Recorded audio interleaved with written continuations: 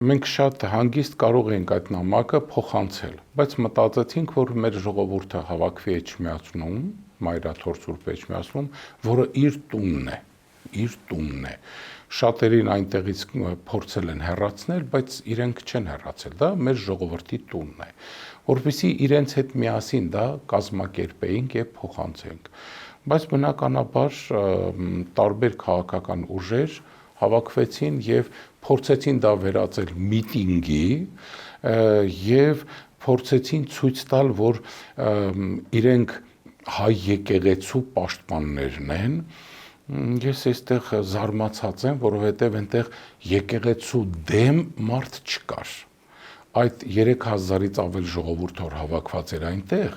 բոլորն էլ հայ առաքելական Սուրբ եկեղեցու եւ անդամներ են եւ պաշտպանում են։ Ժողովրդի հիմնական մասը եկել էր իր խոսքը ասելու ամենայն հայոց կաթողիկոսին, որ ժամանակն է, որ ինքը կոչվի հանգստի։